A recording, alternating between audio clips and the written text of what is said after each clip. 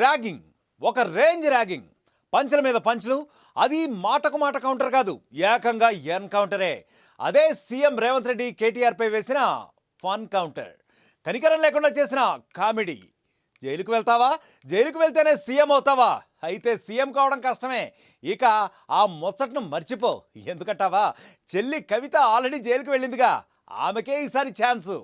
ఇవి CM Revanth Reddy BRS working president కేటీఆర్పై వేసిన కౌంటర్లు.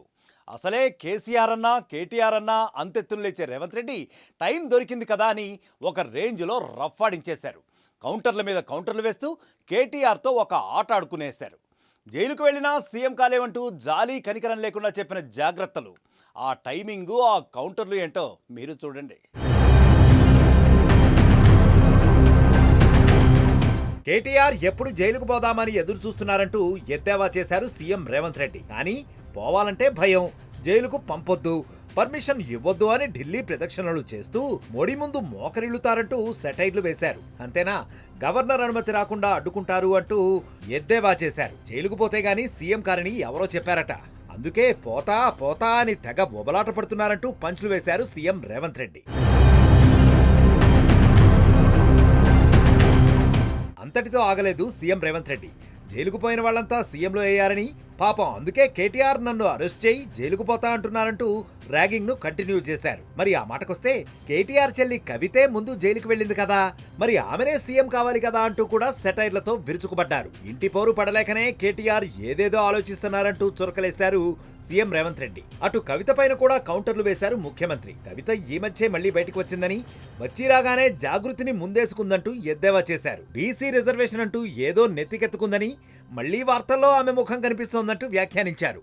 దీంతో కేటీఆర్ దూకుడు కూడా పెరిగిందని చెప్పారు సీఎం రేవంత్ రెడ్డి. మళ్ళా విచారణ ఏంగానే చూసిరా నా మీద కేసులు పెడుతురని ఒకలా ఏడుపులు ఏడుస్తుంటాడు. పెట్టూరి జైలు పోతానే ఆయన్నే అంటాడు. ఎప్పుడెప్పుడు జైలుకు పోదామా, జైల్లో పోయి ఉందామా అని. ఆయన ఏమనుకుంటున్నట్టు నిన్నవనేదో పేపర్లో చూసిన జైలుకు పోయిన వాళ్ళందరూ అయినరానా ఆ లెక్కన ముందుగాల వాళ్ళ చెల్లెలు పోయింది. మరి ఆల్రెడీ వాళ్ళ చెల్లెలు జైలుకు పోయి వచ్చింది. అట్లా కూడా ఈయనకు అవకాశం లేదు కదా. ఆ ఛాన్స్ ఒకవేళ తీసుకుంటే కేసీఆర్ ఫ్యామిలీలా ఆల్రెడీ వాళ్ళ చెల్లెలు జైలు పోయి వచ్చింది. ఆ ఛాన్స్ ఆల్రెడీ వాళ్ళ చెల్లెలు కొట్టేసింది. ఆ ఫ్యామిలీలో ఉన్న పోటీని తట్టుకోలేక.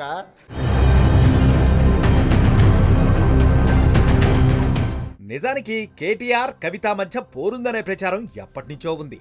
ఇప్పుడు రేవంత్ కూడా చెల్లి అన్న ప్రస్తావనతో పాటు జైలు జీవితం గురించి మాట్లాడటంతో వారిద్దరి మధ్య ఆధిపత్య పోరుపై అంతటా చర్చ మొదలైంది. మొన్నటిదాకా అన్నీ తానై వ్యవహరిస్తూ వచ్చిన కేటీఆర్ హరీష్ రావును కూడా అవసరానికే వాడుకున్నారు. ఇప్పుడు చెల్లి కవిత బయటకొచ్చింది. దీంతో ఇంట్లో పవర్ పంచాయతీ షురూ అయిందంటూ గుసగుసలు వినిపిస్తున్నాయి. ఇదే విషయాన్ని సీఎం రేవంత్ రెడ్డి కూడా ఇండైరెక్ట్ గా చెప్పారంటూ కామెంట్స్ చేస్తున్నారు. అసలైన తొలి వెలుగు. ఫాలో వాట్సాప్ @తొలి వెలుగు అఫీషియల్.